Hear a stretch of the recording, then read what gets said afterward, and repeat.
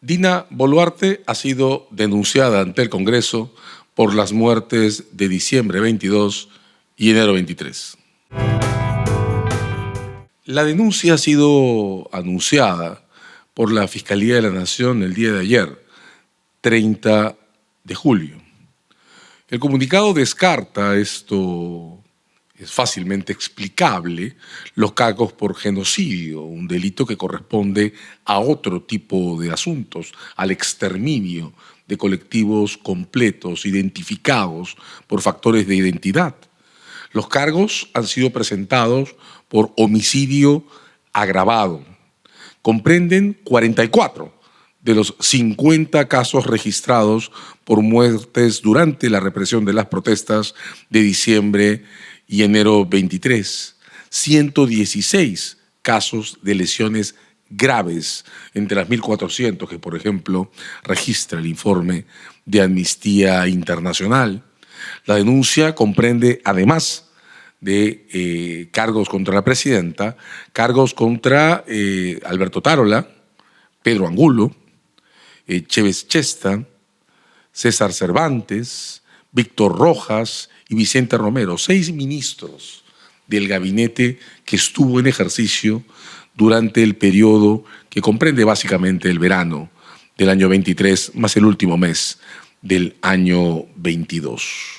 44 de 50 muertos, 116 personas lesionadas por armas de fuego o herramientas contundentes, objetos contundentes durante las represiones. El informe, la denuncia, se ha presentado a pocos días que Amnistía Internacional publicara el último de los informes de observadores internacionales sobre estas muertes, sobre esta violencia desatada con ocasión a las protestas.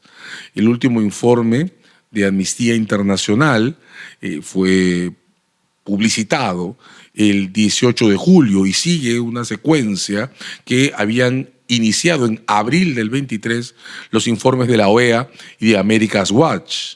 No se trata de que estos informes sean en sí mismos una prueba de lo que ocurrió. Se trata de 3 diferentes equipos de observadores internacionales que han presentado conclusiones muy fuertes sobre las responsabilidades derivadas de estas muertes, considerando principalmente los testimonios y el abundante material audiovisual que se ha compilado desde que los hechos ocurrieron.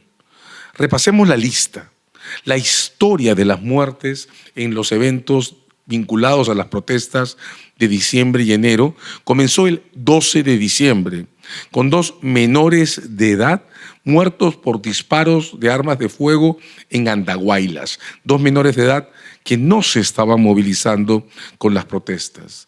Continuaron el 15 de diciembre en Ayacucho, 10 muertes. El 7 de enero en Juliaca, 18. 2 días después, el 9, en el mismo lugar, Juliaca, 17 muertes más. El 11 de enero, el 19 de enero y el 28 de enero, muertes adicionales en Andahuaylas, Puno y en Lima. El periodo completo del 12 de diciembre al 28 de enero tiene bastante más de un mes.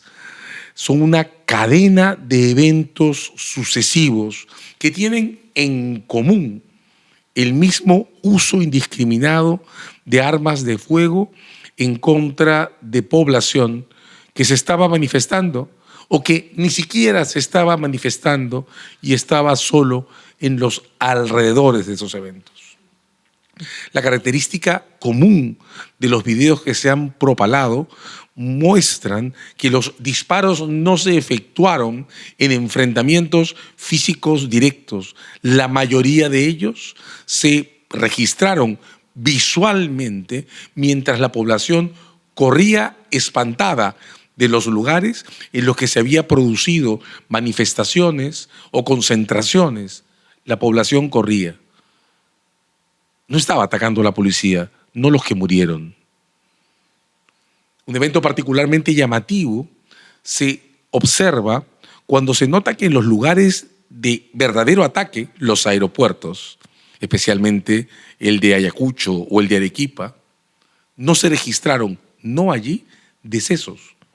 En los aeropuertos el ejército repelió a los atacantes, los expulsó de la zona, pero nadie murió en una pista de aterrizaje. Y lo repito, fueron los aeropuertos el principal objeto de ataque por los vándalos que también estaban presentes en estas movilizaciones, porque hay que decirlo, se atacaron puestos de bomberos, luces de aeropuertos, oficinas públicas, especialmente fiscalías, juzgados y dependencias de la policía.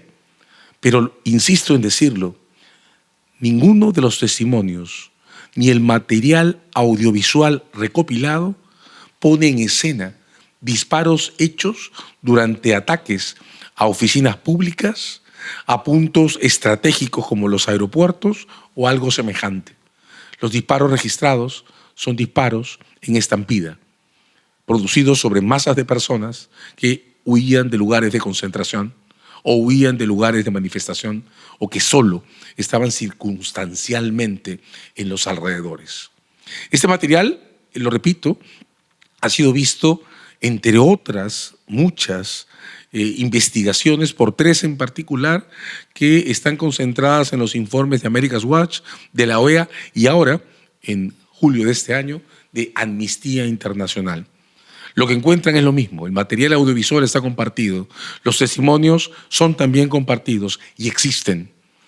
La última evidencia de la presencia de familiares, de la existencia de familiares, de la pelea que los familiares de los deudos vienen haciendo en reclamo de justicia se produjo el 28 de julio de este año en las movilizaciones alrededor de las fiestas patrias.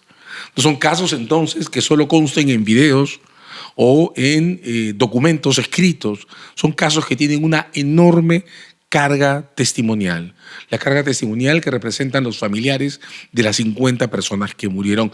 Pero regresemos a la Fiscalía. El anuncio de ayer presenta cargos criminales ante el Congreso contra 6 ministros de Estado y la presidenta por 44 de esas 50 muertes y por 116 lesiones graves producidas en el entorno o en el contexto de la represión a las movilizaciones sociales, las protestas que se produjeron entonces. Un antecedente que es preciso notar. Conforme a la Constitución peruana, los cargos penales presentados contra altas autoridades, Presidencia de la República, ministros de Estado, otras, las judiciales, por ejemplo, deben ser primero postulados ante el Congreso de la República. ¿Por qué las altas autoridades no pueden ser acusadas sin una autorización que el Congreso de la República emite en un procedimiento que se llama antejuicio? El procedimiento del antejuicio tiene reglas diferenciadas para ministros de Estado o para quien ejerce la presidencia de la República. El artículo 117 de la Constitución establece que quien ejerce la presidencia de la República solo puede ser acusado o acusada una vez que termine su mandato.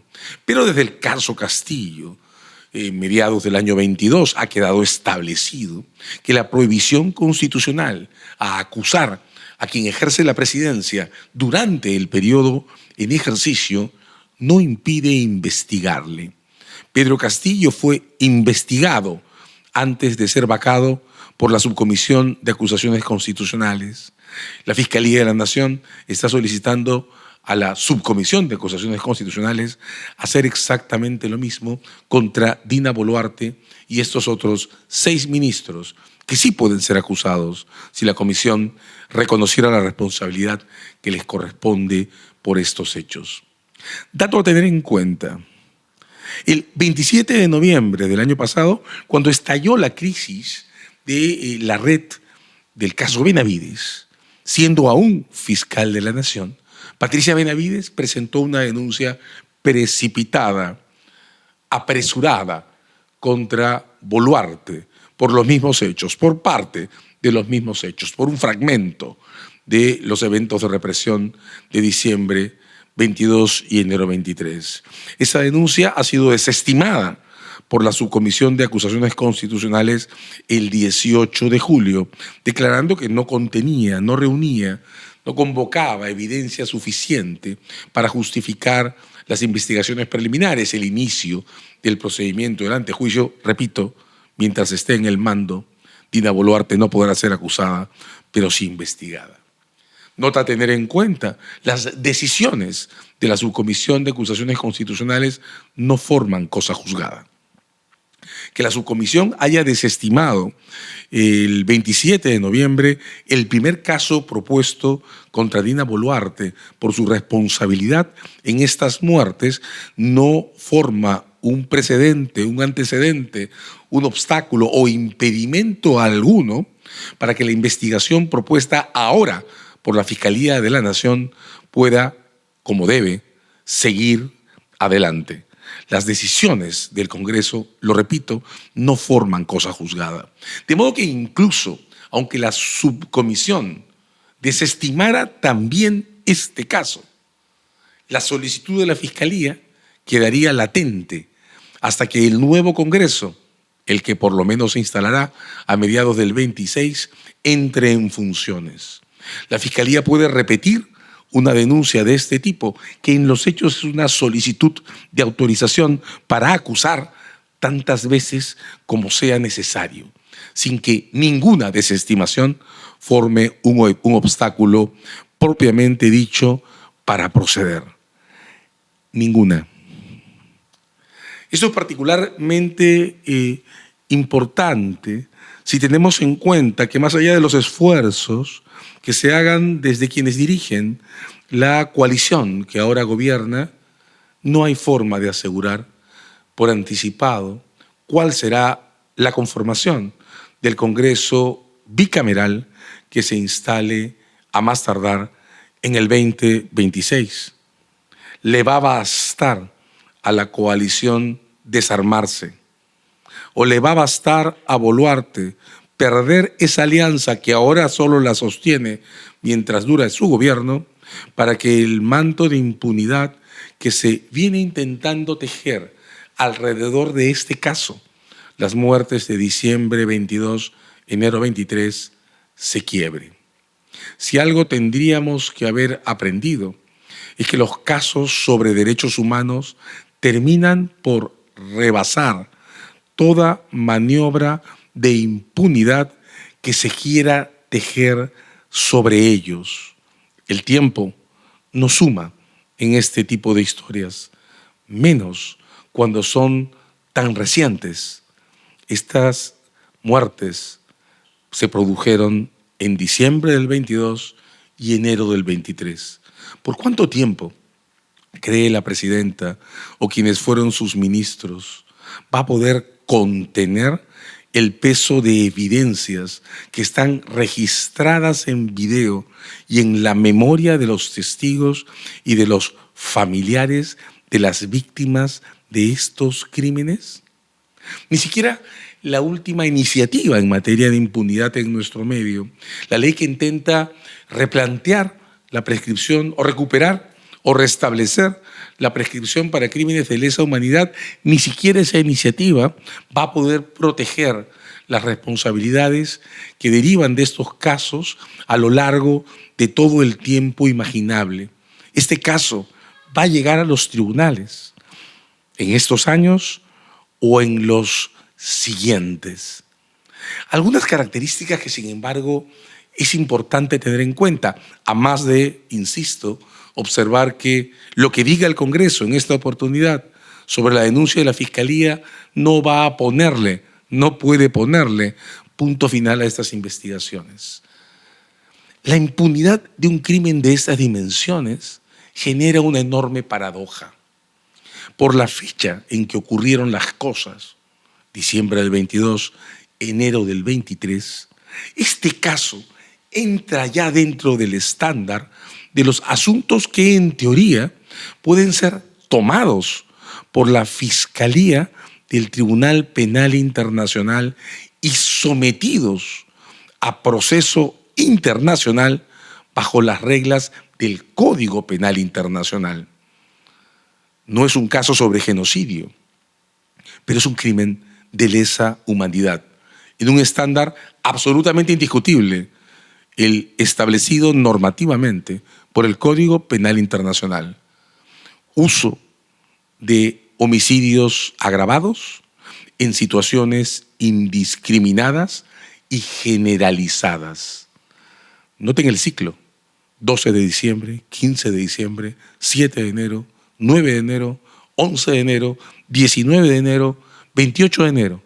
7 fechas a lo largo de más de un mes de muertes impuestas con el mismo patrón: uso de armas de fuego sobre colectivos civiles no armados con ocasión a movilizaciones fuera, insisto en decirlo, fuera de escenas de violencia física directa que permitan presentar el uso de las armas de fuego en esas escenas como defensivo.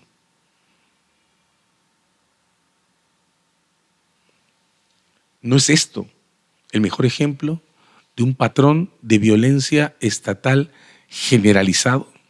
No se trata de dulcificar la historia de las cosas. Las protestas de diciembre y enero tuvieron escenas violentas. Los aeropuertos que intentaron ser tomados y que fueron desalojados sin que nadie muera en las pistas de aterrizaje. Los incendios en locales públicos, sin duda alguna. El aprovechamiento del caos para desarrollar actos individuales de vandalismo. Jonathan Apaza fue detenido por asesinar a José Luis Zonco, un ex policía que mató a un policía en ejercicio en el entorno temporal de las protestas. No fue una escena libre de violencia. El problema de la escena es el exceso, el uso generalizado de armas de fuego a lo largo de un periodo que sobrepasa en exceso el mes de actividades violentas. La paradoja es, sin embargo, esta: un caso de estas características solo debe ser investigado en una jurisdicción, la nacional o la internacional. Pero todas las maniobras de impunidad que se sigan ensayando para detener estas investigaciones en el Perú van a producir la habilitación formal de la jurisdicción internacional para abrir un caso que ya fue solicitado hace semanas por la Federación Internacional de Derechos Humanos y de APRODE. Ya no se trata solo de una nueva denuncia de la Comisión Interamericana ante la Corte Interamericana en el marco de la Convención de Derechos Humanos. Ahora estamos a las puertas de un caso que o avanza en el Perú, o si el Perú muestra ninguna voluntad de investigación, si en el Congreso se insiste en bloquear estas investigaciones, puede terminar representando el primer proceso contra autoridades peruanas propuesto por una Fiscalía Internacional ante la Corte Penal Internacional. Detalles que hay que tener en cuenta. La denuncia modifica el cuadro usual de imputaciones para estos casos. Esta ya no es una denuncia por órdenes literales o textuales, esquema de prueba concluyente, pero sumamente difícil en las específicas circunstancias en las que cosas como estas ocurren. La Fiscalía cambia el esquema. La Fiscalía presenta cargos por omisión. ¿Qué es esto?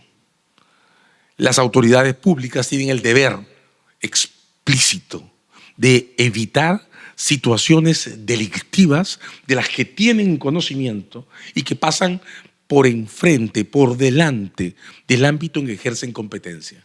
En este caso, durante más de un mes se asesinó manifestantes con armas de fuego.